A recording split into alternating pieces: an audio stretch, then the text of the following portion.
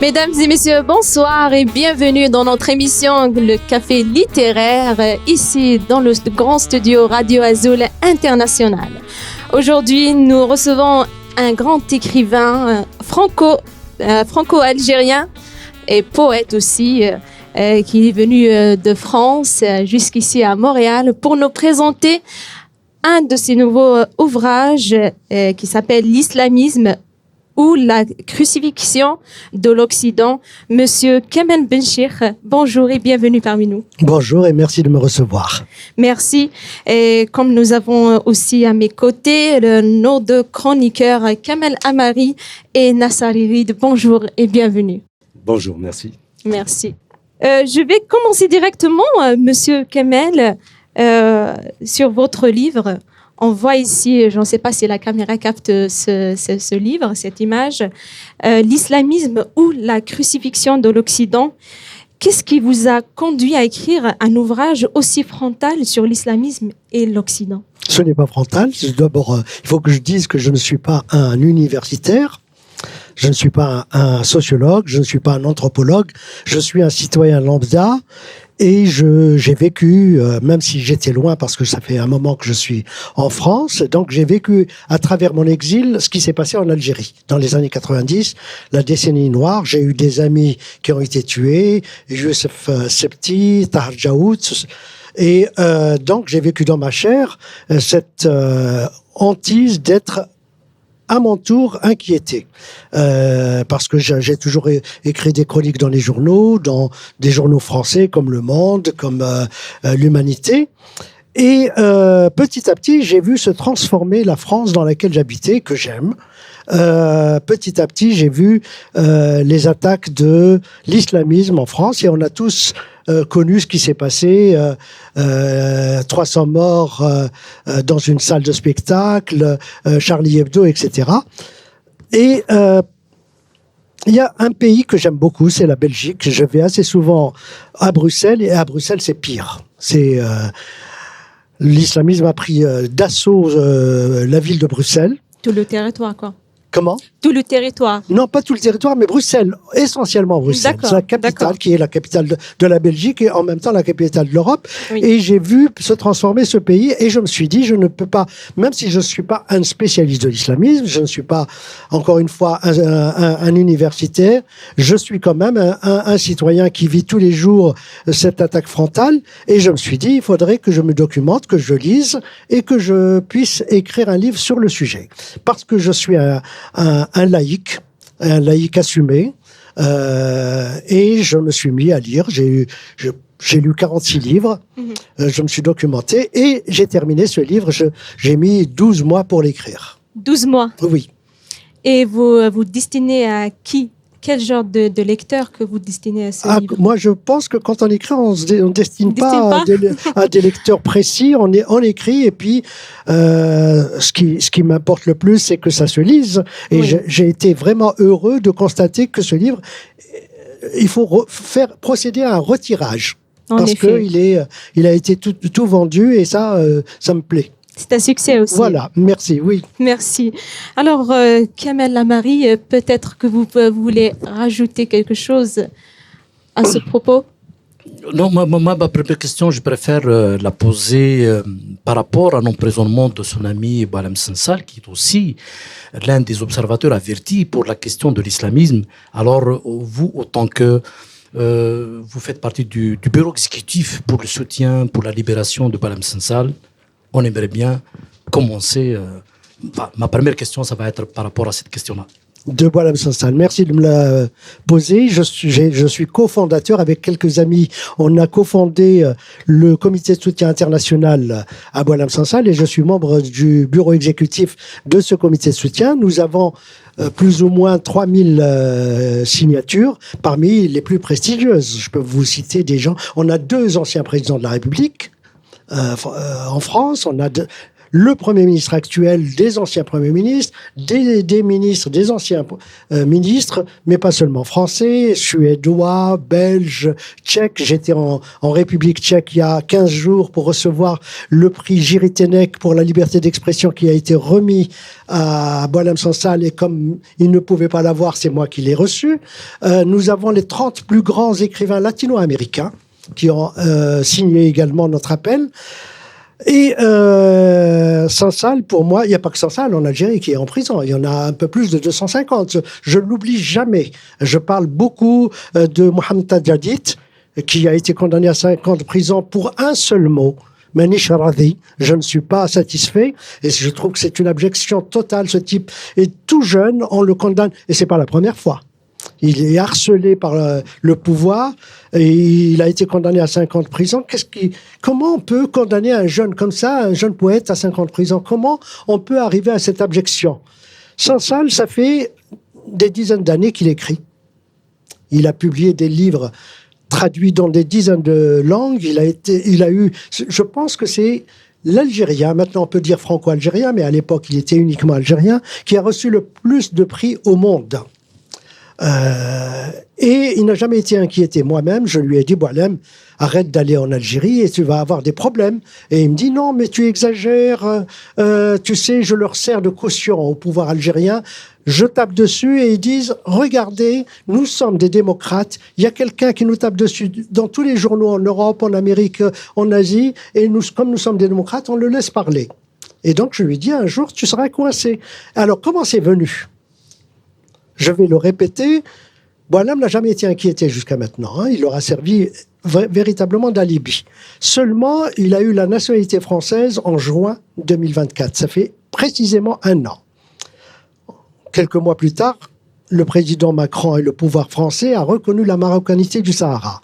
Et Boualem n'est plus devenu pour le pouvoir algérien un simple écrivain. Il est devenu un otage. Il fallait le coincer. D'autant plus que dans une radio, dans un média, il a parlé, et je considère que c'est une bêtise, il a parlé des frontières algériennes, algéro-marocaines, les frontières de l'Ouest. Moi, j'aurais jamais dit ça parce que je n'y crois pas. Et je peux démontrer qu'il a dit une bêtise. Le premier résistant en 1830, c'est Abdelkader. Et Abdelkader, il est d'où ? De l'Ouest algérien. Voilà, exactement, dont il a parlé, dont Boualem a parlé. Voilà, donc je vous ai parlé de l'arrestation de Boualem. On peut parler, mais ça m'intéresse pas beaucoup, de sa littérature, puisqu'il y a plein d'articles sur sa littérature qui est grandiose, qui est extraordinaire. Mais si vous le permettez, après, je vous parlerai de l'homme, de l'ami, de... Quand Boualem parle, moi je parle avec une voix qui porte. Mais Boualem susurre, on dirait qu'il est en train de chuchoter tellement. Boualem, c'est un enfant. Je vous raconterai des anecdotes que j'ai vécues avec lui. Et Boualem, c'est vraiment un enfant. Voilà, contrairement à ce qu'on pense. Une anecdote de lui, peut-être. Une anecdote. Alors, celle-là, j'aime bien la raconter.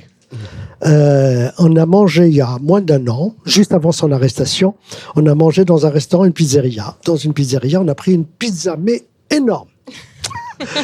Et moi, j'en pouvais plus. Oui. On sort et je vois les yeux écarquillés de Boualem. Il me dit, Kamel, regarde Kamel. Je lui dis, qu'est-ce que je dois regarder? Il me dit, des crêpes. Je lui dis, mais Boualem, on vient de manger. Ah, il me dit, non, je te paye une crêpe. Je lui dis, tu me payes rien du tout, je peux pas manger. Eh ben, il a mangé sa crêpe. Voilà. Ça, c'est Boualem. Et ça fait plaisir. Oui, pour vas-y, monsieur. Boualem Sansal, qui est effectivement un grand écrivain reconnu mondialement. Il a comme heurté, personnellement, il m'a heurté par son expression. J'ai écrit pour ne pas trahir ce qu'il a dit. La manière dont il l'a dit est comme assez... c'est facile de coloniser des petits trucs qui n'ont pas d'histoire. C'est comme assez osé de dire ça de l'Algérie. Bien que je sois tout à fait contre son arrestation, que ce soit très clair, ça ne mérite pas une arrestation. Et puis toute la partie ouest de l'Algérie, Tlemcen, Oran jusqu'à Mascara faisait partie du Maroc. Et vous avez parlé de l'émir Abdelkader, je l'avais cité ici justement, pour dire comment il a oublié le grand résistant, l'émir Abdelkader. Voilà. Je suis tellement d'accord avec vous. Je viens de dire que c'est une bêtise. Je ne suis pas d'accord du tout avec lui. Néanmoins, on n'arrête pas quelqu'un pour avoir dit des bêtises. Il aurait fallu à tout le moins mettre en face de lui des historiens sérieux et de démonter ce qu'il vient de dire. C'est tout. Dans un pays démocratique, dans un pays qui respecte ses intellectuels, c'est la seule chose qu'on pouvait faire. On ne peut pas mettre un homme d'une telle carrure en prison, 80 ans, malade, touché par un cancer de la prostate. Ça, c'est innommable. Je suis entièrement d'accord sur ça. Merci. La question de prison ne se pose même pas pour un cas pareil. Oui. C'est juste pour enchaîner par rapport à une question d'actualité, pour rentrer dans le vif du sujet. C'est juste par rapport à ce qui se passe actuellement, par rapport au conflit israélo-iranien. Donc on sait que, pour lui à la thématique, on sait que depuis 1979, donc il y a eu cette révolution iranienne, donc le régime est théocratique. Est-ce que vous pensez, par exemple, aujourd'hui, le régime iranien pourrait être affaibli par ce qui se passe actuellement et l'opposition iranienne pourrait saisir l'opportunité afin de changer de régime et d'opter pour plus de liberté, étant donné que surtout les premières victimes de tout régime islamiste, ce sont les femmes. Exactement. Et contrairement à ce que vous venez de dire, moi je pense exactement l'inverse. Israël, par ses bombardements intensifs, ce qui se passe en ce moment doit conduire le peuple iranien à se souder, à mon avis, et c'est l'appel du régime théocratique iranien. Je crois que quand un ennemi vient de l'extérieur, le peuple se resserre. Et c'est une très mauvaise nouvelle pour moi parce que il donne une puissance à ce régime et les femmes vont payer très chèrement, très très chèrement. On n'oublie pas, nous avons notre cher public qui est ici et le débat est ouvert pour vos questions, sont les bienvenus. Pour ma part, j'ai une petite question sur, vous parlez d'anatomie, d'un renoncement. En quoi ce renoncement est-il, selon vous, si profond en Occident ? L'Occident, d'abord, il faut que je dise quelque chose parce que les gens, même pour moi, à l'époque, l'Occident, c'était un territoire. C'est les États-Unis, le Canada, l'Europe de l'Ouest, voilà, c'est ça l'Occident. Or, je suis arrivé à penser que ce n'est plus un territoire. L'Occident, c'est une idée. C'est l'idée de la fraternité, des Lumières, c'est ce en quoi je crois profondément. Profondément. Et parce que je me suis documenté sur, même en étant en Algérie, j'ai lu énormément sur la Révolution française, sur les droits de l'homme, même si ça s'est complètement affaibli. Ça c'est l'idée. Je parle pas de ce qui se passe en ce moment. Je parle juste de ce en quoi je crois. Et donc, l'Occident est une idée pour moi. Le renoncement de l'Occident, et je suis bien placé pour le savoir, c'est que on voit tous les jours des attaques souterraines de la part des frères musulmans contre les piliers de la culture occidentale, de la civilisation occidentale. Je vais vous donner quelque chose que j'ai vécu moi-même. D'accord. Il y a quelques années, à l'époque où je pouvais aller en Algérie, j'ai participé à une vente dédicace au SILA, au Salon du Livre à Alger. Et je n'oublierai jamais quelqu'un de très bien mis, cravate, costume. Il me serre la main, il me dit, Monsieur Benchir, je veux vous proposer quelque chose. Je lui dis, allez-y. Il me dit, gardez vos islamistes à Paris. Il faut pas qu'on les voit à Alger, on a trop souffert, gardez-les là-bas. Et donc, la preuve, c'est que les coups de boutoir de l'islamisme sont plus puissants en Occident qu'en Algérie, par exemple, oui, ou au Maroc. Ils sont propagés. Oui. Juste une réflexion à faire sur ça. Quand je suis arrivé au Canada, et puis j'ai commencé à critiquer les islamistes en venant d'Alger avec toute la charge qu'on avait. Et puis je me suis rendu compte ici qu'on n'avait pas le droit de critiquer les islamistes. Et puis je suis arrivé à dire que j'étais plus libre en Algérie qu'ici au Canada. C'est la contradiction énorme. Ici, c'était quasiment impossible de critiquer les islamistes. On vous tombait dessus. Vous m'apprenez quelque chose, je ne le savais pas. Oui, absolument. Oui, mais en France et en Belgique, excusez-moi, en France et en Belgique, moi je ne me gêne pas, on fait des conférences, on a en Belgique où le danger est encore plus fort à Bruxelles. Quand je dis Belgique, c'est faux. C'est à Bruxelles parce qu'il y a une forte communauté manipulée par les islamistes en Belgique et là, pas plus tard qu'hier. pas plus tard qu'hier, j'ai mis un post Facebook, c'est abject, des portraits de femmes et d'hommes politiques belges, juives, ont été placardés sur les murs de Bruxelles pour les désigner à la vindicte populaire. Voilà ce qui se passe. Juste, j'ai une question, justement pour rebondir par rapport à cette question-là. Je reprends ce qui a été dit dans la préface par le politologue Stéphane Rogers. Il parle d'accusations trompeuses, certainement c'est votre point de vue, d'islamophobie. Donc le concept qui a été justement créé par des islamistes pour bloquer justement toute critique de l'islam politique et même d'y aller jusqu'à accuser toute personne justement qui critique toute réflexion d'islam politique comme étant d'islamophobie. Et c'est pour ça que justement c'est comme il n'y a que peut-être comme votre stature ou votre posture, soi-disant de musulmans de culture, qui pourrait critiquer et donner son point de vue. Donc, est-ce que vous ne voyez pas que justement ce concept-là est créé pour pouvoir bloquer toute forme de critique? Bien sûr. Salman Rushdie l'a bien dit, le mot islamophobie lui-même est une arnaque, une arnaque intellectuelle.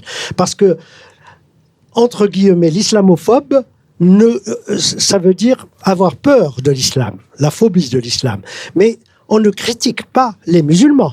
Moi, personnellement, je ne critique pas les musulmans. Mon père était musulman, ma mère était musulmane, ma fratrie est musulmane. Je n'ai pas à critiquer des gens que j'aime. Je critique une idéologie, comme j'ai le droit de critiquer également le communisme ou le capitalisme, etc. C'est une idéologie comme une autre. Pire, c'est une idéologie qui prend appui sur une religion et qui n'a plus rien à voir avec la religion puisqu'elle l'utilise pour prendre le pouvoir et pour attaquer les autres. Voilà. Donc moi, je me gêne pas. C'est pas parce que je suis d'origine ou de culture musulmane, pas du tout. C'est parce que je suis libre de le dire. Justement, par rapport à ces questions d'islamophobie et par rapport à la position des militants laïcs, particulièrement en France, on voit qu'il y a des récupérations à droite et à gauche. L'extrême droite, par exemple, sont saisies et elles ont fait un élément de stigmatisation identitaire au-delà de l'extrémisme religieux, ce qui est regrettable. Mais aussi, les gens qui militent pour la laïcité en France critiquent beaucoup la gauche pour, disent-ils, son entrisme, qui favorise l'entrisme des islamistes, etc. Est-ce que vous pouvez nous en dire un peu plus Alors, pour qu'il y ait récupération par l'extrême droite, c'est une évidence. Même le Rassemblement national est devenu, entre guillemets, laïque, hein, alors qu'il n'est pas plus laïque que l'abbé du coin ou le moine du coin. C'est parce qu'il y a, comme vous le dites si bien, une récupération politique. Mais c'est leur ADN qui fait qu'ils sont comme ça. Tandis que la gauche, je ne sais pas de quelle gauche vous parlez. Ce qui est accusé souvent, c'est LFI. LFI, pour moi, c'est pas de la gauche. Pour moi, c'est l'extrême droite islamiste. Ouais. Voilà. Pire que LFI, ça n'existe pas pour moi. Je préfère au moins l'extrême droite classique, traditionnelle, avance sans masque. Mais LFI, c'est... je vais vous dire quelque chose. J'étais là en 2019, en novembre 2019, j'ai écrit un article dessus. Il y avait une manifestation des islamistes français à République. Eh ben, Monsieur Mélenchon y était et tout le monde criait Allahu Akbar, mort à l'Occident. Voilà. Et il était là. Et il y avait même pire, il y avait une jeune fille maghrébine avec l'étoile jaune. Je trouve ça abject. Tout à fait. Voilà. Nous avons une question d'après le public. Oui. Oui, je veux juste nuancer un petit peu sur ce que Nasser a dit par rapport au fait qu'on ne peut pas parler ou critiquer les islamistes ici. C'est pas mon vécu. Moi, je suis là depuis presque 50 ans et on n'a jamais été dérangé quand on critique les islamistes. C'est sûr que les médias, surtout les médias, ce qu'on appelle les grands médias, hein, et puis peut-être aussi certains journalistes, ils ont cette... sensibilité par rapport au fait qu'ils ont peur d'être critiqués, de dire qu'ils sont des racistes. Ils ont énormément peur du mot islamophobie. C'est incroyable. Celui qui a inventé ce mot-là, il a fait avancer l'islamisme plus que n'importe quoi. Donc, moi, en tant que critique, je critique l'islamisme depuis toujours. Je suis un laïc. Il y a ici, on est au Québec, le seul petit centre où le gouvernement a osé passer une loi. La loi 21. La loi 21, merci. Donc, dans tout le bastion nord-américain. Donc, je pense qu'on protège bien, on s'exprime relativement librement ici par rapport à la critique de l'islamisme. Et il faut continuer, je vous remercie. Il faut vraiment continuer. Il ne faut pas lâcher prise, parce que c'est notre avenir qui en dépend. Et s'il y a un des pays occidentaux, parce que ce que les gens oublient, c'est que l'islamisme a plus frappé les pays musulmans que les autres pays. 200 à 250 000 morts en Algérie en 10 ans. Ce qui se passe dans les pays musulmans, regardez, on parlait tout à l'heure, Kamel parlait de l'Iran. L'Iran, depuis 79, ce pouvoir théocratique a mis les femmes... Je ne trouve pas les mots, en dessous des serpillières. C'est la moitié de l'humanité qui est considérée comme ça, c'est pas normal. Elle est invisibilisée. Donc ne pas défendre la laïcité qui est garante de la l'égalité, de l'égalité des sexes, du respect des droits des femmes, c'est être du côté des islamistes. Donc moi je me lâcherai et je me lasserai jamais de critiquer l'islamisme. Pour moi c'est vraiment mon ennemi. Vous évoquez dans votre texte, vous dites que ce n'est pas une guerre identitaire, notamment surtout en Occident, mais c'est une guerre menée par l'islamisme contre les peuples et leur liberté. Est-ce que vous pouvez nous en dire parce qu'il y a certains peut-être qui parlent de guerre identitaire, donc vous avez une autre vision. Est-ce que vous pouvez... C'est exactement ce que je viens de dire à monsieur, c'est que c'est vraiment pas une guerre identitaire, parce que les plus hargneux parmi les islamistes, du moins français et belges, les deux pays que je connais le mieux, ce ne sont pas des Arabes, ce ne sont pas des gens qui viennent du Pakistan ou de l'Iran, ce sont des, j'aime pas ce mot, mais je vais le dire, des Français de souche, des Belges de souche, c'est les pires. D'ailleurs, on a vu ce qu'ils ont fait en Syrie à l'époque où Daesh tapait en Syrie. Donc, c'est une idéologie abjecte qui essaie de soumettre les peuples occidentaux à leur façon de voir les choses. Voilà. Donc, la preuve, c'est que nous, voilà, nous faisons partie d'une origine précise et nous sommes laïcs. Nous défendons la façon de voir cette civilisation-là. D'accord. Juste à titre de rappel, on vous demande de faire votre introduction. Apparemment, vous avez préparé une introduction. Oui, mais j'y ai répondu d'une certaine façon, mais je peux dire juste un mot introductif, un mot liminaire que j'avais préparé, et pour vous remercier d'être là pour cette rencontre, pour parler de l'islamisme ou la crucifixion de l'Occident, mais pas seulement. On a parlé de Boualem Sansal et je vous en remercie parce que c'est mon combat actuel. Je lâcherai jamais Boualem. C'est vraiment ce qui me tient le plus à cœur. Et récemment, sur Arte, on m'a demandé quand Boualem Sansal sera libéré, quel sera votre premier geste? Est-ce que vous l'embrasserez en premier lieu? Je dis non. Je l'embrasserai pas, je vais l'engueuler d'abord. Je vais lui dire qu'il m'a pas écouté, qu'il fallait m'écouter, voilà. Et donc j'ai préparé un petit texte pour parler donc de ce livre, mais pas seulement. Ouais. Et pour commencer à parler de ce livre, je l'ai écrit comme un cri d'alerte, voilà, parce que ce livre est né d'une colère. C'est ce que je vous disais tout à l'heure, lorsque je vais quand je vais dans des quartiers bien précis à Paris ou en Seine-Saint-Denis ou à Bruxelles, et que je vois que le paysage est complètement transformé et que je vais pas parler d'une invasion, c'est pas ça, mais d'une mainmise de l'islamisme sur certaines populations, et c'est visible à Saint-Denis même, dans la ville de Saint-Denis, où on ne peut plus, je pense que les femmes ne peuvent plus circuler si elles ne sont pas voilées. C'est impossible. Ma fille est allée à Saint-Denis un jour et elle a été agressée verbalement parce qu'elle n'avait pas de voile. Voilà. Alors, je voulais dire que ce livre est né de cette colère dont je vous parlais. J'ai voulu, dans ce livre, dénoncer l'aveuglement, la compromission l'anesthésie intellectuelle qui paralyse tant de démocraties occidentales face à la montée de l'islamisme, l'usage du mot crucifixion dans le titre dont on a parlé tout à l'heure avec Nora n'est pas un effet rhétorique, il s'agit d'une mise à mort symbolique mais réelle de la civilisation par une idéologie qui déteste la liberté, l'égalité, le droit des femmes, la pensée critique. Dans ce livre, je décris l'islamisme non pas comme une dérive ou un accident, mais comme une logique totalitaire, structurée, stratégique. L'islamisme avance masqué. Il s'installe dans les interstices de nos lâchetés, de nos silences, de nos bons sentiments. Le déni occidental des pays occidentaux lui est un terrain fertile. Ce livre, excusez-moi, est un acte de résistance. Il n'est pas diplomatique, il n'est pas tiède. Il ne célèbre aucun consensus mou. Il prend position parce que le temps n'est plus à l'équivoque. L'heure est à la clarté.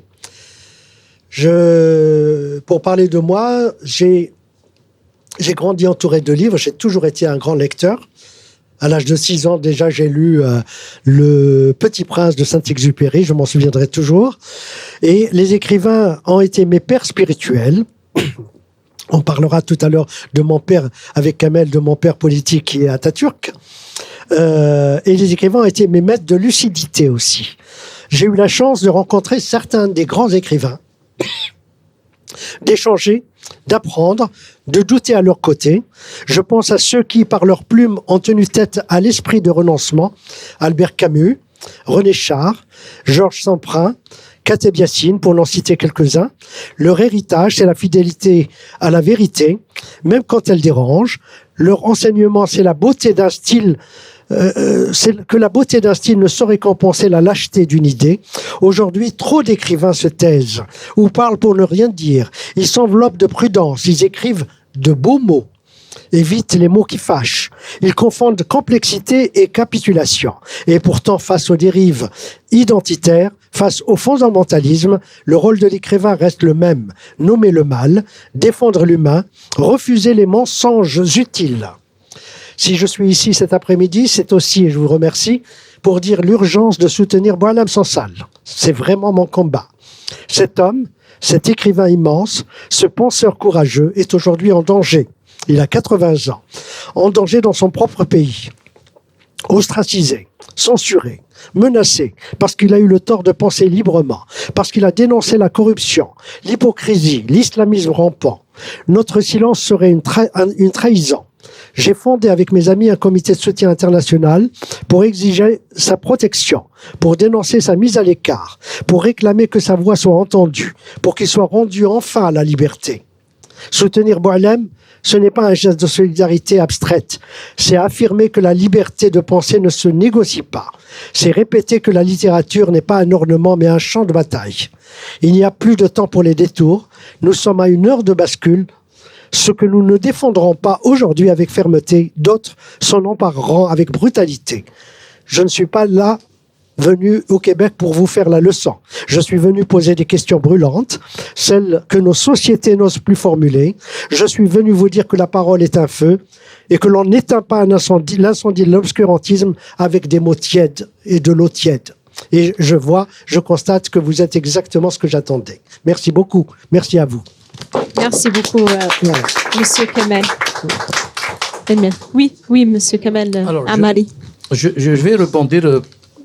Donc, vous avez abordé Kamal Atatürk, quand même, c'est une référence pour, on peut dire, le monde musulman, surtout pour, on peut dire, son courage d'avoir, on peut dire, imposé même la laïcité et d'opter pour une voie juste.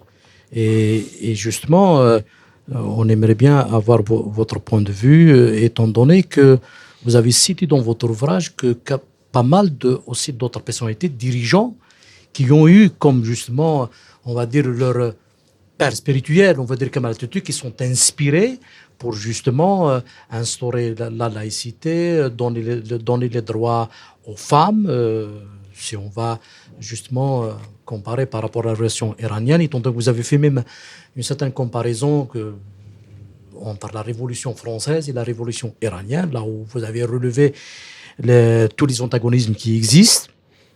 C'est-à-dire l'une, on va dire, il se référait à Dieu pour arriver au pouvoir, on va dire, et l'autre, cette autre révolution, c'était, on va dire, presque contre Dieu, entre guillemets. Oui, c'est ça. Donc, voilà, donc on aimerait bien savoir pourquoi, pour vous, justement, Kemal Atatürk peut représenter une sorte d'un père spirituel, d'une référence importante, surtout à l'heure actuelle, par rapport à ce qui se passe surtout dans le monde musulman, et même ce virus-là, et dans le monde occidental. Oui.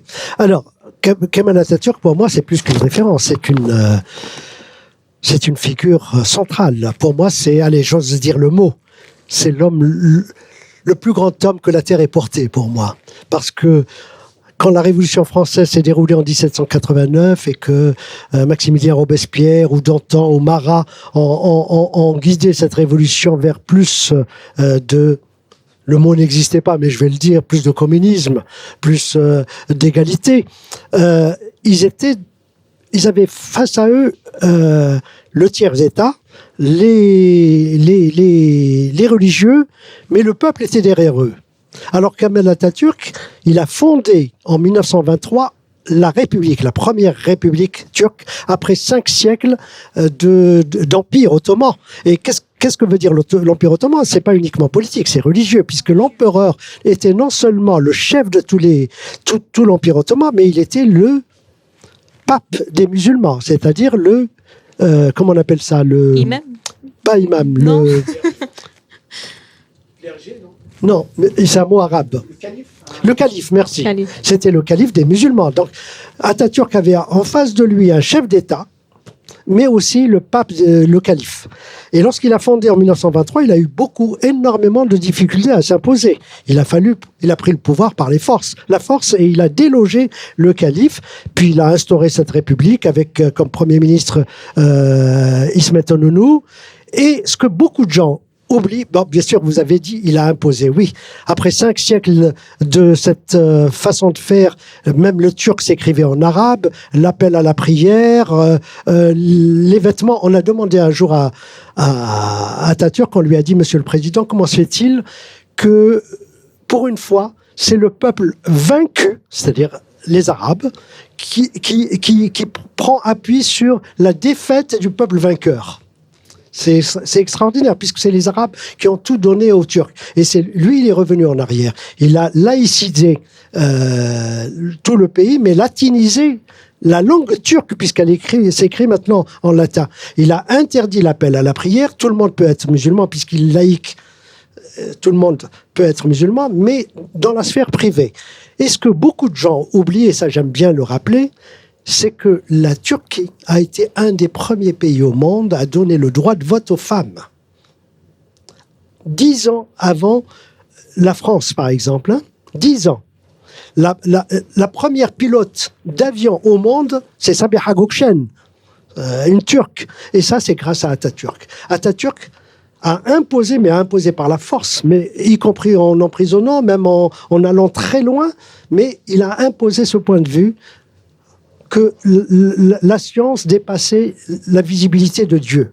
Voilà. Et nous en sommes aujourd'hui, hélas, avec Erdogan. On est revenu en arrière, 20 ans, 30 ans, 40 ans en arrière, mais ça ne veut pas dire qu'il avait vaincu Atatürk, puisque, je ne sais pas si vous connaissez Istanbul et la Turquie, lorsqu'on va en Istanbul, le portrait d'Atatürk est partout. Dans les écoles, dans les gares, dans les aéroports. Le principal aéroport d'Istanbul s'appelle Atatürk, voilà. Mais, je rebondis sur ce que vous venez de dire, justement, c'est la question qui se pose. Comment se fait-il avec un travail aussi profond d'Atatürk qu'on en revienne encore à l'islamisme en Turquie? C'est-à-dire qu'on n'a pas réussi à le vaincre de façon définitive pour passer à la modernité. C'est pour ça que je dis toujours, c'est un combat acharné qu'il faut toujours mener. On n'arrivera jamais à venir à déstructurer le cerveau des hommes. Et quand je dis des hommes, des gens qui ont été déstructurés complètement. Regardez ce qui se passe en Iran. L'Iran, avant 1979, on ne peut pas dire que c'était un pays laïque, mais c'était un pays qui tendait vers la laïcité. Voilà. Et c'est revenu en arrière. Regardez ce qui se passe avec l'Irak. Il y avait Saddam Hussein. C'était un laïc. Regardez avec la Syrie. C'était un laïc. Voilà. Je ne suis pas défenseur du ba'athisme. Pas du tout. Hein. Je suis même contre le ba'athisme et tout ce qui est arabisme. Mais c'est on rétrograde. Là, nous sommes en train d'aller vers le 19e siècle. Oui, vas-y. C'est juste pour répondre toujours par rapport à la même question. Vous avez écrit que dans les pays musulmans, justement, que la laïcité est assimilée à l'athéisme. Donc, est-ce que vous pensez que c'est aussi la faillite de l'élite, de l'intellectuel qui n'a pas pu justement y aller vers la société pour expliquer, vulgariser ces concepts-là? C'est comme il y a un abandon quelque part. Parce que, si on prend l'exemple en Algérie, des partis laïcs qui sont créés, des partis de tendance démocratique, mais l'opposition, on va dire, ceux qui s'opposent à la laïcité, ils ont un discours facile, on peut dire. Ils peuvent pénétrer facilement dans la société, même si on sait aussi qu'il y a la faillite de l'école, qu'il n'y a pas eu vraiment la base pour que le discours, on peut dire démocratique et laïque, puisse, on peut dire, conquérir le terrain. Qu'est-ce que vous pensez par rapport à cette question? D'abord, oui, merci. D'abord, je ne crois pas qu'il y ait beaucoup de... On ne peut pas dire parti politique laïque au pluriel. Je ne suis pas sûr, hein, en Algérie. Hein. Moi, je vois un seul, et le RCD.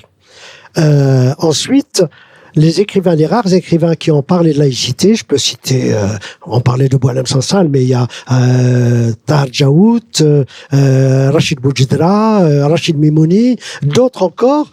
Eh ben, ils n'ont pas les moyens de vulgariser leurs idées. Sansal n'est jamais passé à la télévision, par exemple. Donc, face au coup de boutoir du pouvoir qui est militaro-islamiste, on ne peut pas vaincre les médias mainstream en Algérie, c'est pas possible. Hein. Les journaux, regardez les journaux, il y a des télévisions islamistes en Algérie, il y a des journaux islamistes. Donc, un homme tout seul, il écrit dans sa façon de voir le monde dans ses livres. Ces livres ne sont pas lus partout, alors qu'une télévision, c'est facile à regarder. C'est juste pour répondre, pour une précision, voir votre point de vue. Vous avez évoqué que vous dites qu'il y a un seul, c'est le RCD qui est parti laïque. Mais qu'est-ce que vous en dites par rapport à la signature du pacte avec Rachad en 2019? Vous parlez certainement, vous sous-entendez certainement, vous parlez du RCD de Saïd Sadi, de son équipe, là où ils ont eu le courage justement de parler de laïcité en 89 déjà dans une société, on va dire, islamisée. Qu'est-ce que vous en dites, étant donné que j'ai lu dans votre ouvrage où vous dites que vous êtes un partisan de la non-concession avec les islamistes, quelle que soit la forme. Donc j'aimerais bien avoir votre point de vue pour préciser cette différence-là. C'est très simple. Vous parlez du RCD. RCD n'a pas été, par exemple, à la conférence de Saint-Egidio. Et ça, je lui sais gré. Heureusement, alors que d'autres partis sont allés à la soupe. Moi, je pense que votre question s'adressait plus à un de vos invités qui est passé récemment ici, et il fallait lui poser à lui la question: qu'est-ce que c'est que cette signature avec Rachad? Et je trouve ça abject. C'est vraiment, ils sont en train de se mettre sous la coupe des islamistes un à un. Et allez, je vais lui dire, je regrette amèrement l'époque de Saïd Sadi.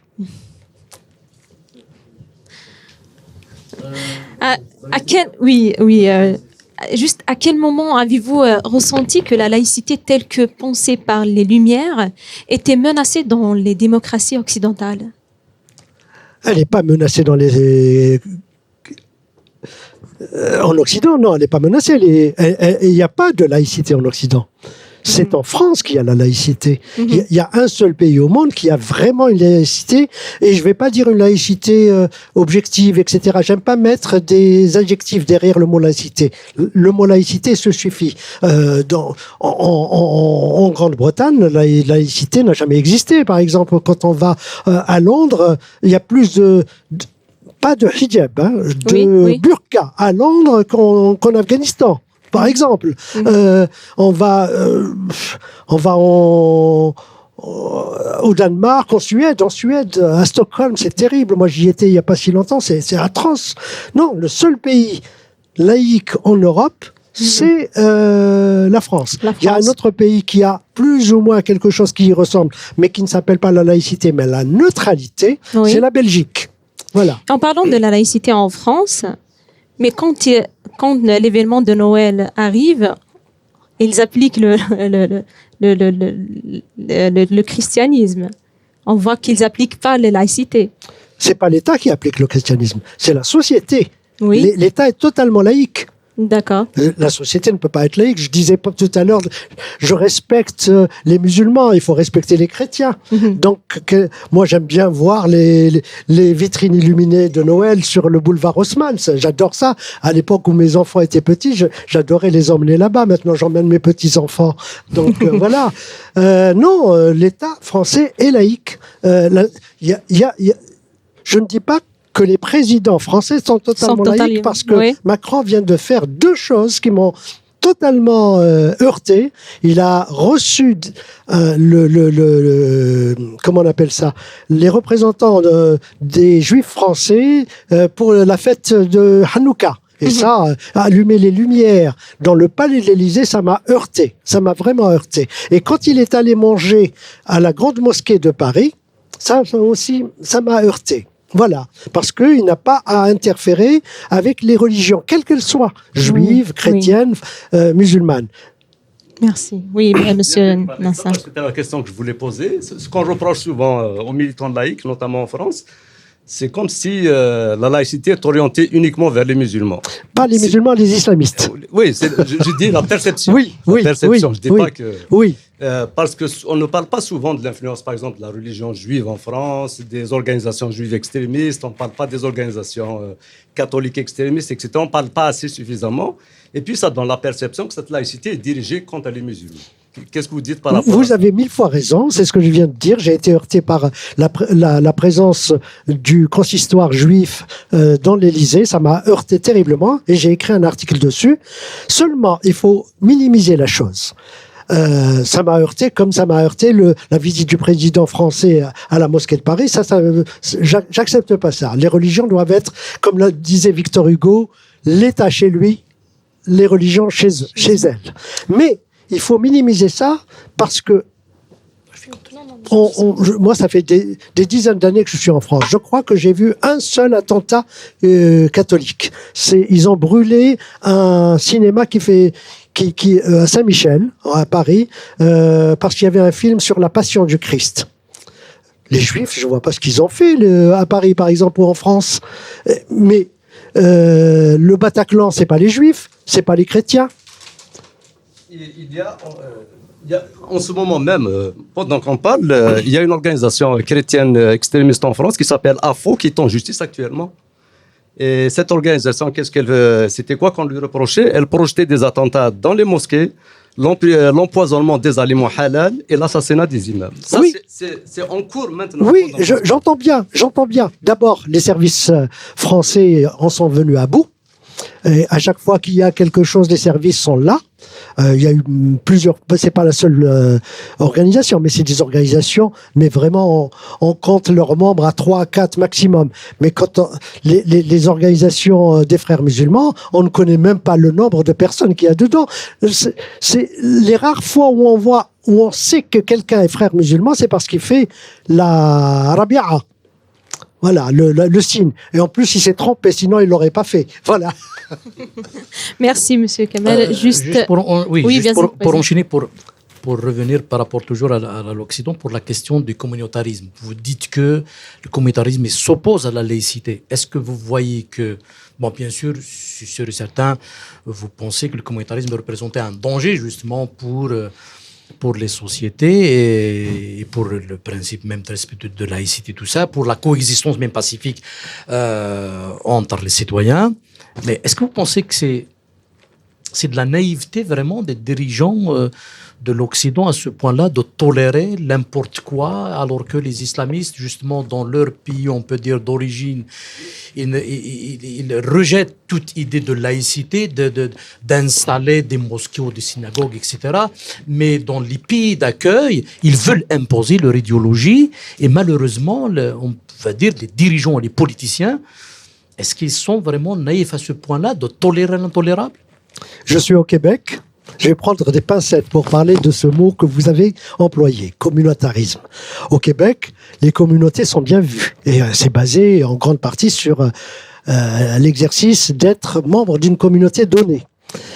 Communauté des Premières Nations, communauté maghrébine, communauté, voilà, ou musulmane, j'en sais rien.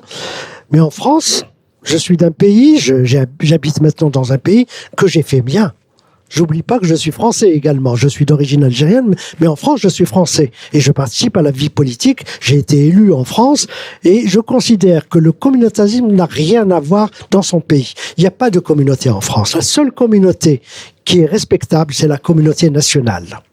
Voilà. Donc, je demande pas à quelqu'un s'il est musulman, juif. Je lui demande s'il est français pour qu'il participe au vote, aux élections.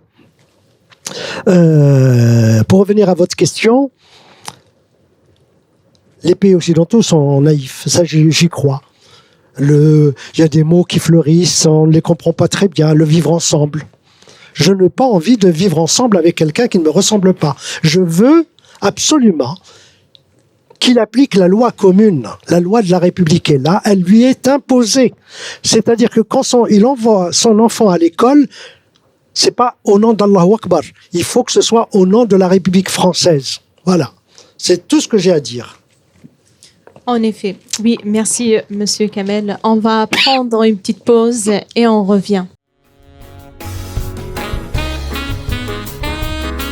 Eh bien, mesdames et messieurs, on reprend notre émission toujours avec nos chers invités ici, avec Monsieur Kamel Benchir, écrivain et poète franco-algérien. Bienvenue encore une autre fois.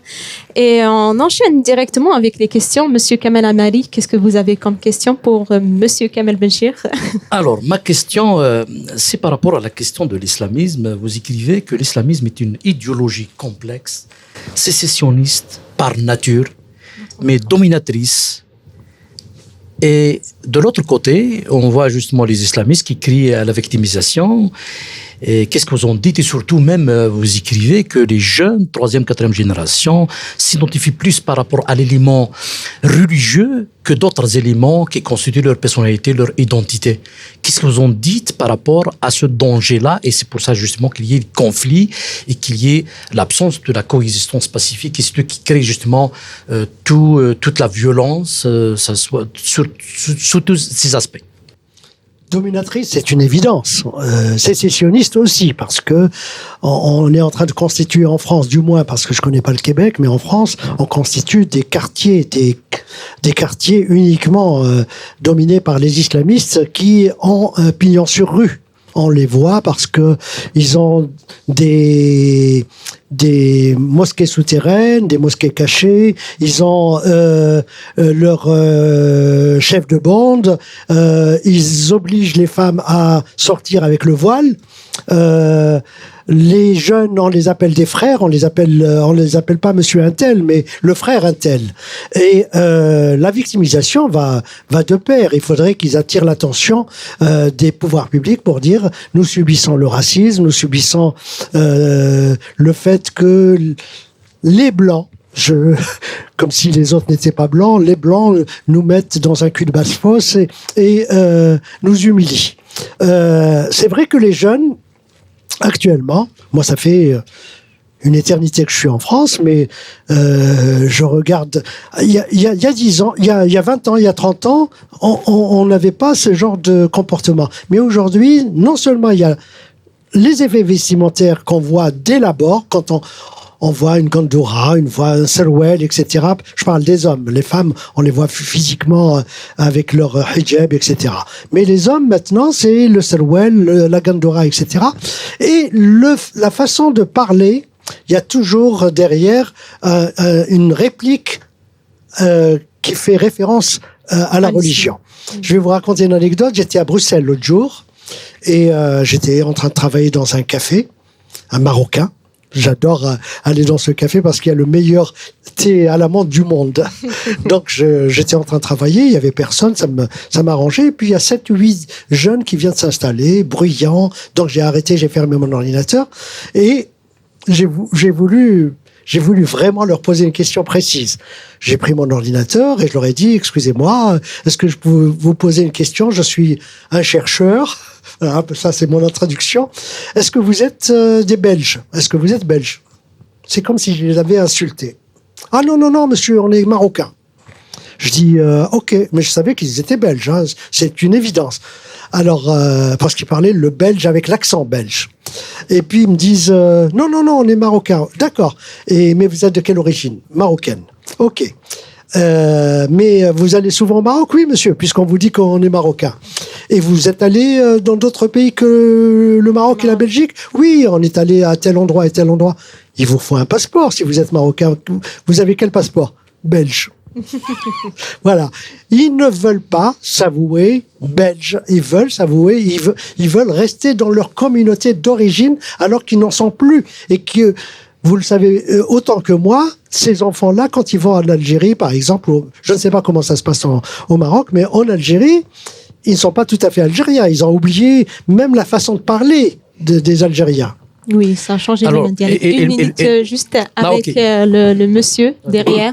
Peut-être une question du public. Je vous retourne un petit peu en arrière. Je suis désolé pour la laïcité parce que c'est quelque chose qui me tient à cœur, vraiment. Vous êtes bien tombé. D'abord, je vous remercie d'avoir dit quelque chose que moi, je pense depuis très, très longtemps. La laïcité n'a pas besoin d'adjectifs. OK? La laïcité est ce qu'elle est. Et ici, le problème qu'on a, on manque d'éducation, on manque d'instruction par rapport à la laïcité. Les gens, ils confondent la laïcité avec le fait d'interdire la pratique de la religion. Et les religieux, ils relayent ça, ils font l'amalgame exprès. À chaque fois qu'on prend le temps d'expliquer aux gens c'est quoi la laïcité, c'est rare ceux qui n'approuvent pas ou ceux qui ne sont pas d'accord. Mais les religieux, eux, ils ont tout intérêt à créer cet amalgame. Et c'est une des raisons pour lesquelles on a beaucoup de difficultés. Donc, cette loi 21 que vous connaissez, elle est contestée devant les tribunaux. Et, incidemment, qui c'est qui la conteste? En premier lieu, les islamistes. Merci. Deux choses à relever dans ce que vous venez de dire. D'abord, on a parlé de la victimisation. Et là, c'est de la victimisation. C'est exactement ce que je voulais dire tout à l'heure. Et vous venez de dire quelque chose de nouveau, que je connaissais, mais que dans notre débat, c'est nouveau, c'est contester auprès des tribunaux. Savez-vous que dans les pays musulmans, les islamistes ne peuvent pas le faire? Et il faut être en Occident pour attaquer les États dans les tribunaux. Voilà. Merci. Il me reste deux questions. La première, c'est une question d'Amin Malouf que vous avez insérée dans votre ouvrage. Il se posait la question, on aimerait bien avoir votre point de vue. Pourquoi l'Occident chrétien, qui a une longue tradition d'intolérance, qui a toujours du mal à coexister avec l'autre, a-t-il su produire des sociétés respectueuses de la liberté d'expression? Alors que le monde musulman, paradoxalement, qui a longtemps pratiqué la coexistence, apparaît désormais comme une citadelle du fanatisme. Alors, qu'est-ce que vous en dites? Ce que j'en dis, c'est que l'Occident n'a pas changé en réalité. C'est pas le christianisme qui a changé. Le christianisme est resté égal à lui-même depuis 2000 ans. Souvenons-nous, on va traverser ça rapidement, l'Inquisition espagnole, ce qui s'est passé avec les Cathares en France, la nuit de la Saint-Barthélemy où on a tué en une seule nuit 30 000 personnes à Paris. La difficulté de la coexistence entre le catholicisme et le protestantisme. Je peux citer vraiment l'abjection catholique ou l'abjection chrétienne à l'époque, elle est toujours là. Comment on appelle ça, comment on appelle ça, j'ai pas le mot, les invasions de Jérusalem, les croisades par exemple, voilà. Mais c'est pas le catholicisme qui a changé, c'est pas le christianisme qui a changé, c'est les hommes qui ont imposé au christianisme de changer. Je parlais tout à l'heure de Marat, de Danton, de Robespierre, des révolutionnaires de 1789. C'est eux qui ont fait que le christianisme mette genou à terre. Dans d'autres pays, on peut voir dans d'autres pays, la Pologne par exemple, pour ne pas la citer, la Pologne, La femme ne peut pas avorter jusqu'en 2025, c'est toujours le cas. La femme ne peut pas disposer de son corps. Donc le christianisme n'a pas changé. C'est quelques pays qui ont imposé au christianisme les lois de la raison. Or, l'islam, et je dis pas l'islamisme cette fois-ci, l'islam vit exactement ce qu'a vécu l'islamisme il y a 10 siècles. Le christianisme, qu'est-ce que j'ai dit? L'islamisme. Oui, le christianisme il y a 10 siècles, oui. Donc l'islam, aujourd'hui, ne connaît pas l'altérité. Il refuse le point de vue des autres, et surtout, déjà qu'il refuse le point de vue des chrétiens et des juifs, alors je vous dis pas des athées, des apostats, etc. Donc, Amin Maalouf a raison de souligner que ce qu'a vécu le christianisme il y a longtemps, maintenant, il est devenu tolérant par la force des choses. C'est pas par bonté. Ça, je lui refuse toute possibilité de s'amender. Aujourd'hui, l'islam vit ce qu'a toujours vécu le christianisme avant que l'homme ne le mette à terre. Alors, je poserai ma dernière question. On ne peut pas vraiment clôturer notre entrevue en parlant de l'islamisme sans parler d'une personnalité qui est victime de cette intolérance islamiste en Algérie, et que vous avez connu certainement, c'est Tahar Djaoud, qui est assassiné donc en 93, juin, qui disait « Je suis le détruit de l'histoire insoumise, je ne conseillerai jamais vos prêtres bandits, etc. » Je n'ai pas appris exactement la citation, mais je voulais que vous en parliez quand même de cette personnalité. Il faut dire au grand romancier. Moi, personnellement, je suis convaincu, s'il n'a pas été assassiné par les islamistes, par ces intolérants, il pourrait un jour peut-être postuler pour un prix Nobel de la littérature. Qu'est-ce que vous en pensez de votre ami Tahar Djaoud? Voilà. Alors, qu'est-ce que je pense de Tahar? Moi, Tahar, je l'ai connu très tôt, très. On est nés la même année. On aurait eu le même âge aujourd'hui, et on s'est connus incidemment. Moi, je vais vous raconter comment on s'est connus. Je suis passé à 18 ans dans une salle à Alger qui s'appelle El Mougar. Et c'était mon premier récital poétique. Et à côté de moi, il y avait un géant de la littérature arabophone, Mohamed Lakhdar Seyhi, je ne sais pas si ça vous dit quelque chose. Et c'était le pape de la littérature algérienne. Tout le monde avait peur de lui. Et j'ai lu des poèmes que je renie aujourd'hui. Je voudrais pour rien au monde dire que c'est moi qui les ai. Et à 18 ans, on écrit surtout des poèmes d'amour. Et j'ai parlé de la solitude après quelqu'un qui m'a quitté. Donc, je parlais de cette solitude. Et je disais, je me rappellerai toujours, je suis l'isolé, l'esselé, je suis l'unique.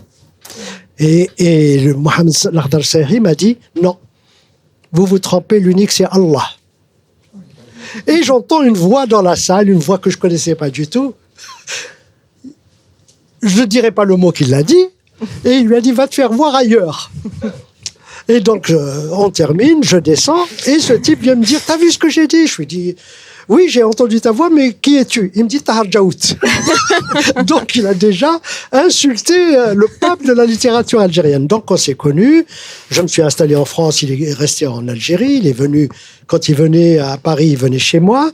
Et il est devenu l'écrivain, le grand écrivain qu'on a connu, le très grand poète. Il a publié son premier recueil à Sherbrooke, ici, au Canada, au Québec. Et mon premier recueil a été publié chez Naaman, à Sherbrooke, en 80. Et Djaoud a publié avant moi. L'Arche à Volo.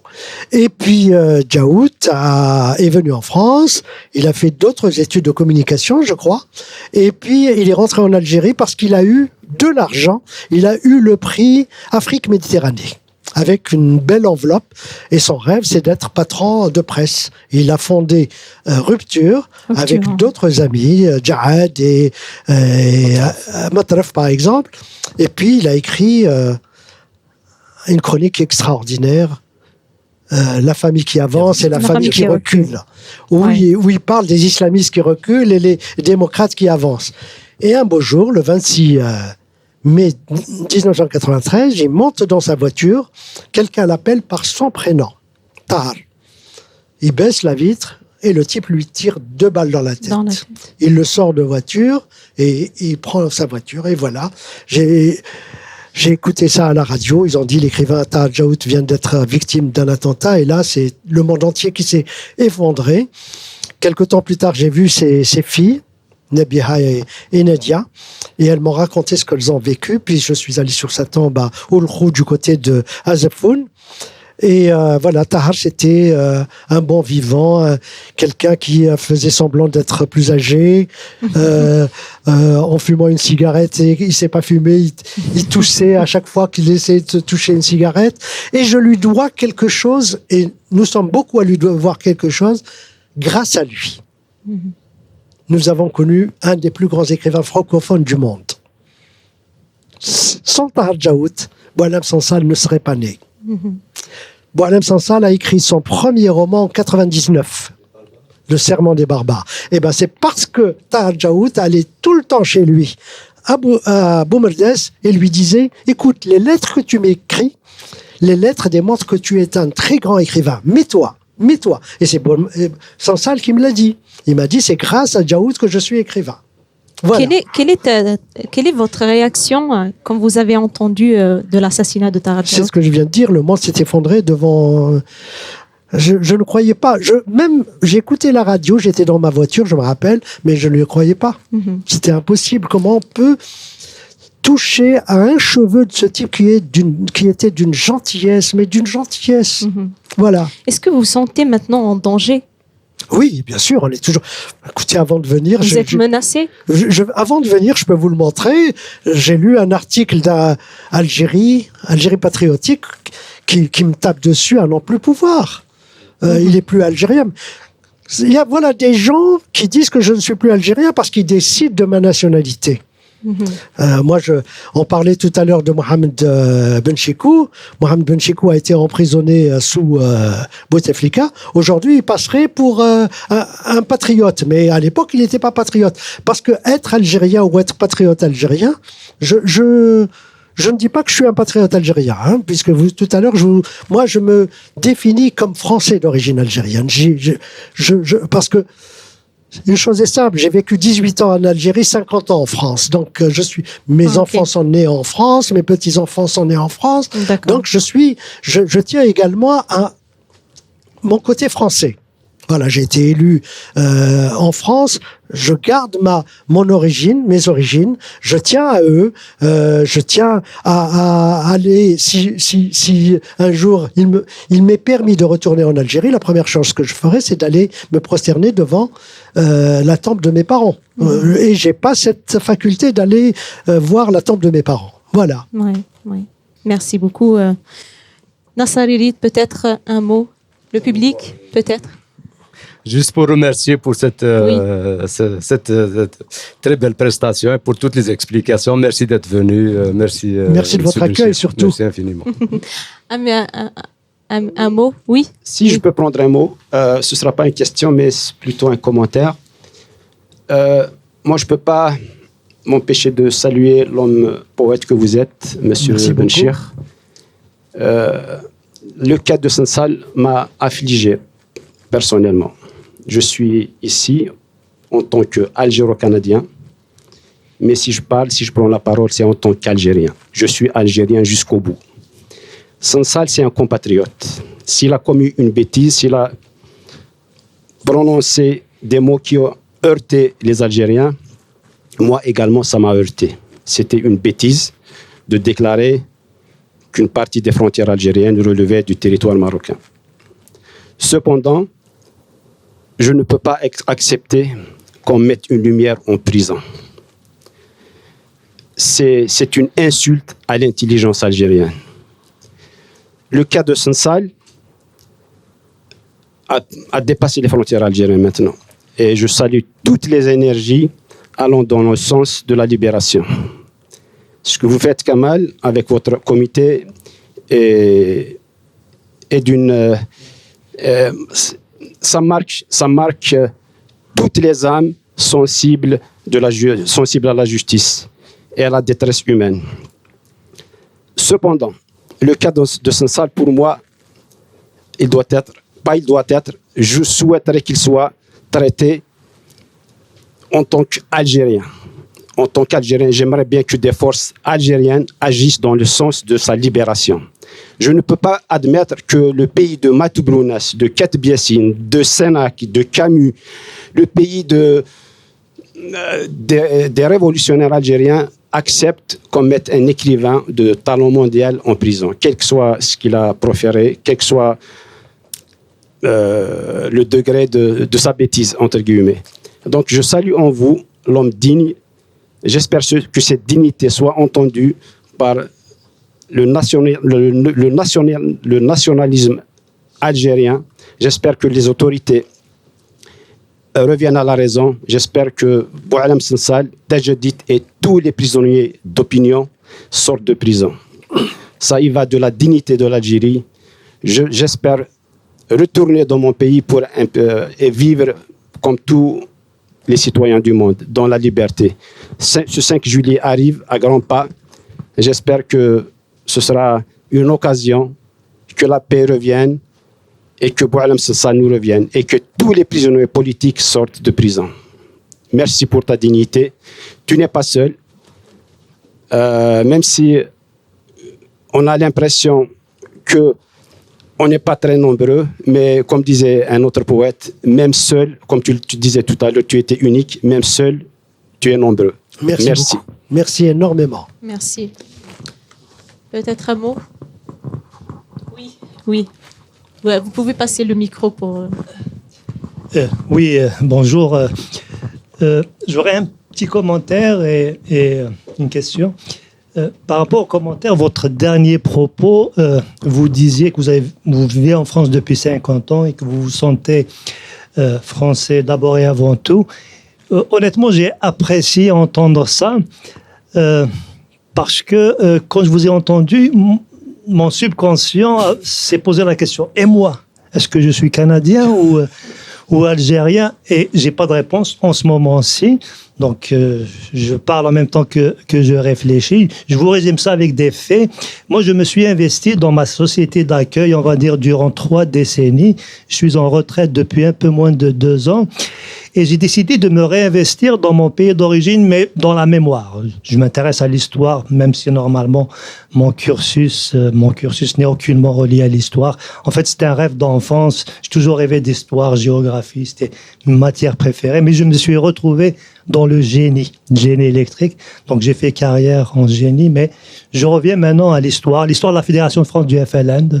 Je reviens d'un voyage récent en France pour essayer un peu de regarder qu'est-ce qu'il y a dans les archives, qu'est-ce qui a été publié. Et par rapport maintenant à ma question, j'avoue, j'ai peut-être lâché un bout, mais je voudrais revenir très brièvement par rapport à l'islam, l'islamisme. Souvent, on dit que l'islam n'est pas compatible avec la démocratie, avec la modernité. On dit qu'il y a des versets violents. Et moi, je ne peux pas m'empêcher, et ça, je ne réfléchis pas en même temps que je parle, c'est-à-dire que j'y ai réfléchi avant, c'est que si on regarde maintenant l'autre religion, en France par exemple, le catholicisme, si vous regardez les évangiles, les textes n'ont pas été changés, aucunement. C'est juste l'interprétation des personnes qui a fondamentalement changé. Les évangiles, je suis mal placé pour comparer, mais c'est violent, on va dire. C'est particulièrement violent envers les Juifs. Il y a une guerre en ce moment, c'est d'à propos. Et on voit aujourd'hui que les gens ont toute une lecture très, très différente. Et de là dérive probablement ma question. Est-ce que vous ne pensez pas que c'est parce que dans notre société, dans nos sociétés, c'est parce qu'on ne fait pas suffisamment preuve les arabophones diraient l'ijtihad. On est encore dans les siècles passés, on ne veut pas faire une lecture moderne de cette religion et pas forcément changer les versets ou enlever les versets qui ne nous arrangent pas. Est-ce que c'est parce qu'il n'y a pas suffisamment de personnes qui s'investissent dans ça pour qu'ils essayent de traîner derrière eux la grande majorité pour qu'ils se rendent compte que oui, finalement, il y a peut-être une voie à prospecter. On ne vous demande pas de... Moi, je suis un athée qui s'assume depuis plus de 50 ans. Je n'ai pas besoin de le crier sous tous les toits. Pour moi, ça ne change rien. Je crois, moi, en quelque chose, mais peut-être pas la même chose que tout le monde. Moi, je crois en l'être humain, tout simplement. Mais ça c'est secondaire. Donc, pour revenir à ma question, est-ce que c'est parce que chez nous, dans nos sociétés d'origine, c'est parce que on n'arrive pas à avoir cette élite-là qui tire dans le bon sens la charrette, si vous voulez, religion, pour qu'on puisse peut-être faire une lecture plus adaptée au temps moderne. Et on va cheminer, là, on va être capable de cheminer au lieu de se dire je déchire tout, ou je blasphème ou autre. Alors, oui, tout à l'heure, vous avez parlé du christianisme. Le judaïsme, c'est aussi violent que l'islam et le christianisme. Sauf que, comme je le disais tout à l'heure, l'Occident, la France en particulier, a pu venir à bout de ces façons de faire de cette religion-là précisément, il y a 2 siècles et demi maintenant. Et donc, c'est par une révolution que le catholicisme en particulier, le christianisme en général, a mis ses armes par terre. Je ne suis pas sûr dans l'islam, il y a eu Atatürk, bien évidemment, mais Atatürk, c'est pas la société qui a laïcisé le pays, c'est un homme et son équipe en Turquie, en 1923. Ça fait longtemps que je suis pas allé en Algérie, mais je suis sûr qu'il y a, non seulement ça n'a pas évolué, mais je suis sûr qu'on a rétrogradé. D'abord, il y a des chaînes de télévision islamistes, des médias islamistes, pas musulmans, islamistes. Je ne suis pas sûr qu'avec des éléments pareils, il y a vous parlez d'élite tout à l'heure, moi je dis quelques personnalités éparpillées, je ne suis pas sûr qu'elles puissent faire le poids. Il y a des communistes en Algérie, j'allais dire Dieu merci, mais est-ce qu'ils ont le droit de parler? Je suis pas sûr. Est-ce qu'ils ont le droit de constituer un parti valablement accepté par l'ensemble de la population? Je ne suis pas sûr. Moi, est-ce que je suis pessimiste? Oui, je suis pessimiste. Je suis pessimiste parce que même dans les pays occidentaux, on en parle dans le livre, l'islamisme gagne du terrain chaque jour. Vous disiez tout à l'heure qu'au Québec, on ne peut pas dire des choses et même les journaux ne peuvent pas aller... Ça, c'est de la lâcheté institutionnalisée. On a peur d'être attaqué en justice. Il faut dire les choses, mais des choses sensées. On va pas... Il n'y a pas de racisme lorsque on parle d'islamistes. Il n'y a aucun racisme. La religion n'est pas une race. Il faut le dire et le répéter. Voilà. Oui, monsieur Kamel, oui. Très bien. Il y a quelqu'un derrière, mais si vous voulez... Après, je vais... Ok, vous pouvez lui passer un micro, s'il vous plaît. Oui. Bonjour, monsieur Benchir. Vraiment, j'ai apprécié votre résumé et puis toutes les interventions qui ont suivi. J'ai pas lu le livre et puis j'aimerais bien le lire et puis je vais avoir mon opinion aussi. Donc, j'ai 2 questions en fait. La première, vous parlez de l'islamisme en Occident.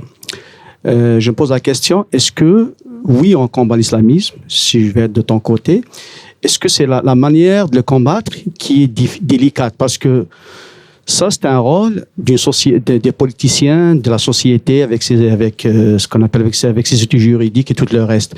Parce que si je dis Nassar ou bien mes amis qui disent on a plus peur de défendre, de critiquer l'islamisme en Occident qu'ailleurs. C'est parce qu'ici, il y a ce qu'on appelle, il y a des lois. Donc, quand on s'attaque à quelqu'un, il y a des manières de s'attaquer. Si tu prends un avocat, c'est délicat aussi. Donc, ça, je ne vais pas m'étaler là-dessus. Mais selon moi, c'est pas pour débattre avec vous, l'islamisme dans l'Occident, ça reste un problème de, comment dirais-je, d'ailleurs, vous n'avez pas parlé de la science depuis que vous avez commencé, parce que si la science était présente, maintenant on parle d'intelligence artificielle, et je vous invite à lire, à faire quelques recherches sur les Corans, sur les autres religions, vous êtes un peu surpris. Donc, selon moi, je reste optimiste par rapport à vous, parce que ça, c'est un temps pour moi. Donc, moi, je ne sais pas. Là, vous avez cité l'Algérie, vous avez dit qu'ils ont régressé. Si je vous amène 5 ans en arrière, quand la révolution a été entamée en Algérie, moi je suis surpris de la qualité des discours qui ont ressurgi à travers la société. Des jeunes, surtout moi je vois beaucoup les jeunes, comment ils ont réagi, ils sont exprimés. Pour moi c'est dommage parce qu'on n'a pas vraiment ce qu'on appelle des éléments pour étudier notre sociologie, comment il a évolué dans ce sens. On était fermés, voilà, c'est juste ça. Mais moi je vous le dis, est-ce que en faisant votre livre, est-ce que vous avez analysé tous ces éléments-là, admettons, qui, je sais, comme je ne l'ai pas lu, voilà, c'est ça, mais j'aimerais bien vous donner mon avis plus tard, là. Mais sur quelle base vous avez fait ce travail-là? Est-ce que c'est par rapport aux médias? Parce que moi, j'ai médias, je les prends par pincette. Est-ce que c'est par rapport vous avez cité un exemple de Bruxelles, où est-ce que vous avez rencontré des jeunes? Et puis, oui, ça aussi, parce que j'ai mon fils qui amène en avant. Et je m'inquiète parce que lui aussi cherche une identité. Donc, la meilleure à lui donner, bien sûr, les Canadiens québécois, mais il ne faut pas qu'il oublie aussi son origine. Donc, c'est un peu mélangeant pour lui. Donc, voilà ma question, M. Béchir. Est-ce que vous avez fait ce qu'on appelle, c'est quoi? Est-ce que c'est des médias? Est-ce que c'est une recherche? Je sais que vous avez lu 48 livres, il me semble. Donc, j'aimerais bien quelques livres comme ça pour avoir un peu votre idée. Merci. Oui, moi, vous parlez avec optimisme de ce qui se passe en Algérie ou dans les pays d'Afrique du Nord. Mon livre parle de l'Occident, uniquement de l'Occident. Hein. Donc, ce qui se passe en Afrique du Nord, je ne l'ai pas étudié. On pourrait le faire dans un autre livre. Moi, j'ai travaillé essentiellement sur 3 pays. Et je cite, de toute manière, quelques pays que je connais, la Suède, l'Angleterre, la Belgique, l'Allemagne et la France. Mais j'ai lu des livres comme des livres spécialisés dans l'islamisme. Vous disiez, je rebondis sur ce que vous disiez tout à fait au début de votre intervention. Vous disiez, en Occident, on ne peut pas dire n'importe quoi parce qu'il y a des lois et des avocats. C'est ça. Mais si on peut dire tout ce qu'on veut à condition de rester dans les limites de cette loi. Et attaquer les islamistes, c'est rester dans les limites de cette loi. On ne tape pas sur les musulmans. C'est interdit. Les musulmans, c'est des êtres humains. On ne tape pas sur les musulmans, sur les juifs, sur les chrétiens. Mais l'islam, même l'islam, je peux taper sur l'islam. J'ai le droit de ne pas aimer l'islam. J'ai le droit de ne pas aimer le judaïsme. J'ai pas le droit de taper sur les juifs. Ça, c'est une évidence. Voilà ce que je voulais dire. Mais donc, oui, je n'ai pas écouté les médias parce que les médias, ça va de l'extrême droite. Quand on entend ces news, on se demande d'où ils ramènent leurs informations. Là, c'est du racisme. Là, c'est pas l'islamiste que CNews a en bout de regard, c'est l'arabe ou le maghrébin. Voilà. Ce que je voulais juste préciser par rapport aux critiques de l'islamisme au Canada, ce qu'on nous disait, ce qu'on me disait particulièrement, peut-être que j'évolue un peu dans les milieux de gauche, peut-être qu'ils sont plus tolérants vers l'islamisme, mais ce qu'ils me disaient, vos problèmes de chez vous, ne les ramenez pas ici, s'il vous plaît. Vos querelles entre islamistes, démocrates, laïcs, gardez-les dans vos pays. Ici, on n'en a pas besoin. C'était la réponse qui me revenait souvent dans les discussions. Oui, et je le comprends. Oui, Monsieur Kamel. Je ne sais pas juste pour...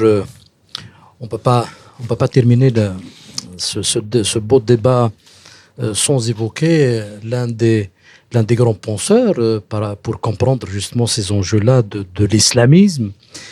C'est le penseur Mohamed Harkoun qui parlait d'ignorance sacrée, qui parlait d'institution de l'ignorance. Je pense que peut-être aussi...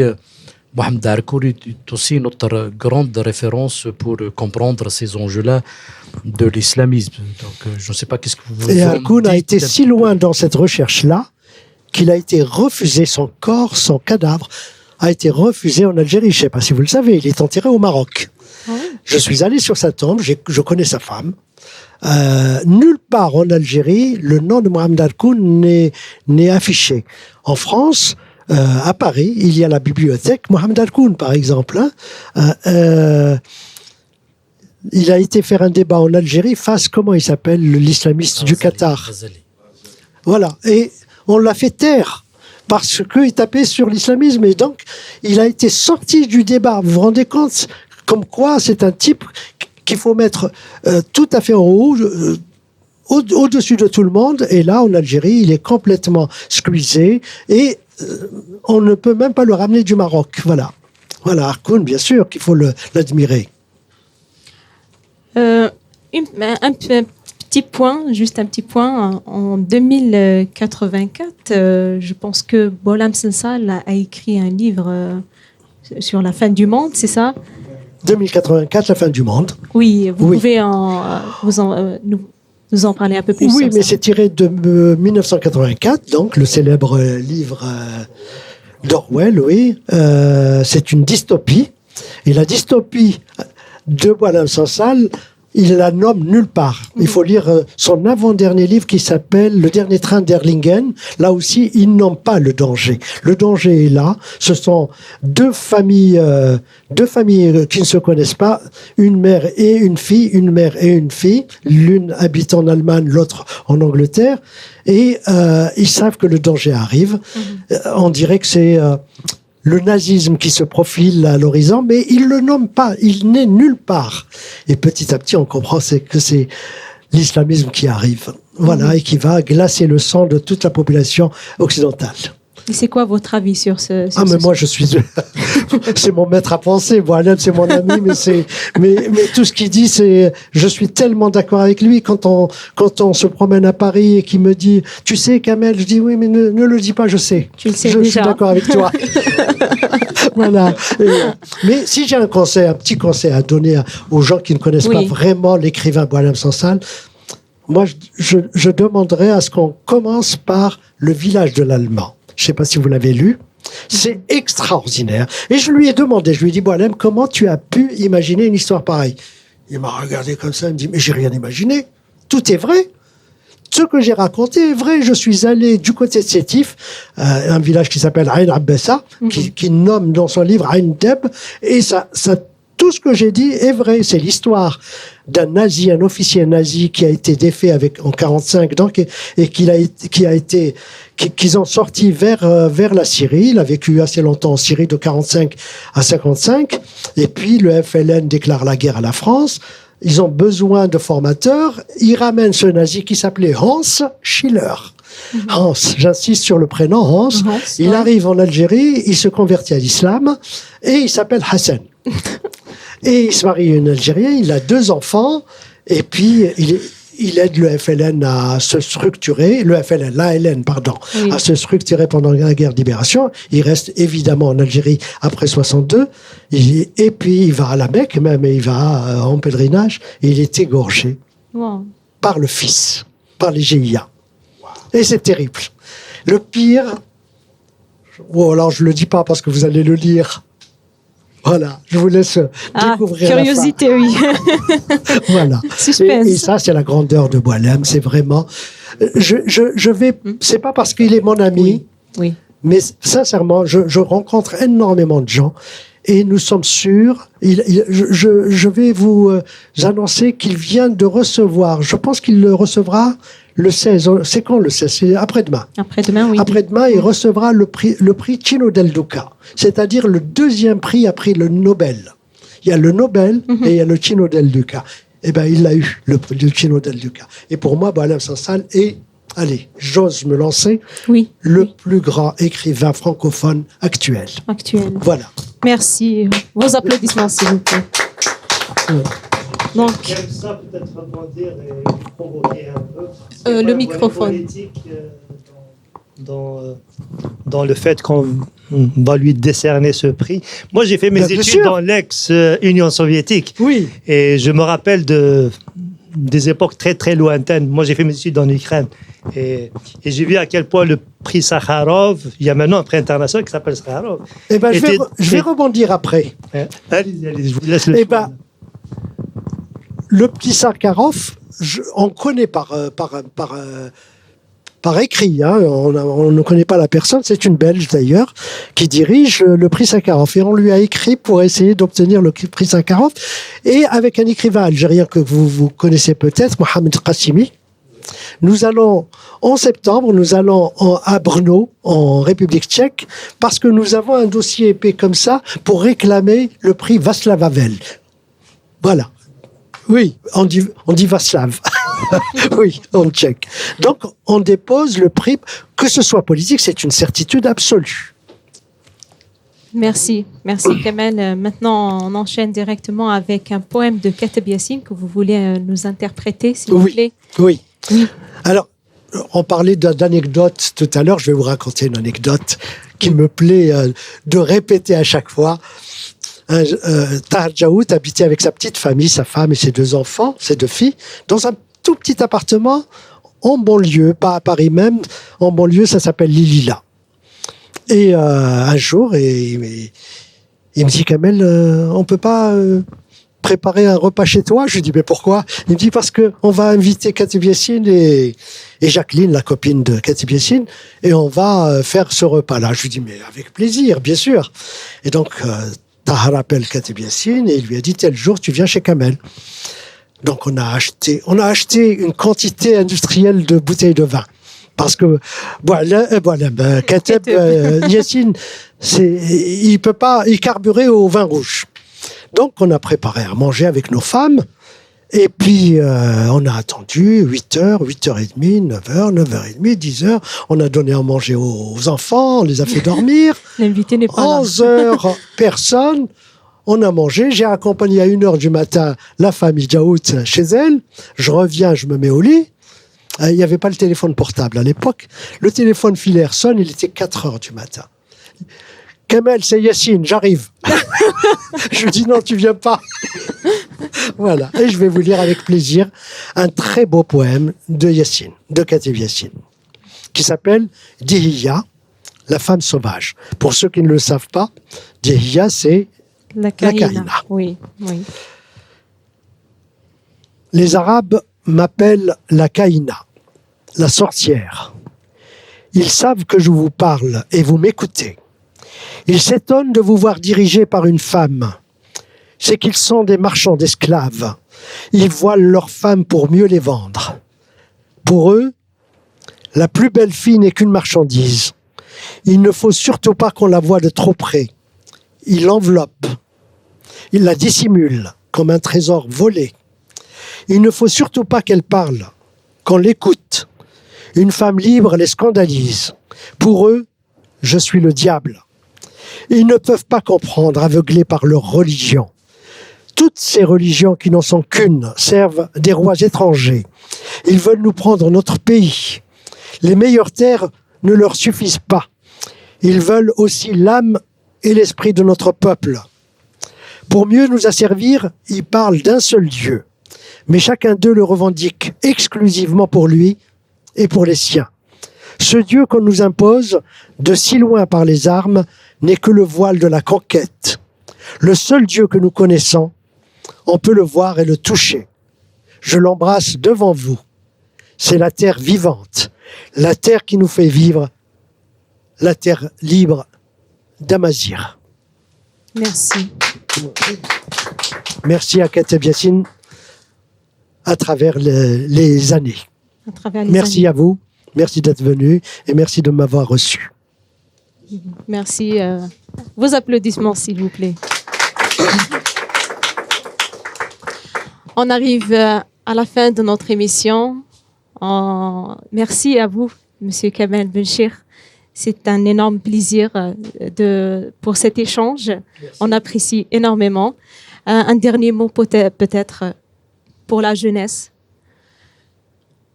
Même si j'ai des enfants jeunes, des petits... Ah oui. Oui. J'ai des petits-enfants qui ont 18 ans. Oui. Et c'est à eux que je leur dédie l'avenir. Et j'espère qu'ils s'ouvriront, qu'ils seront tout le temps ouverts et qu'ils ne se rendent pas prisonniers d'une origine ou d'une idéologie. Voilà. Merci. On l'espère. Merci. Monsieur Kamel.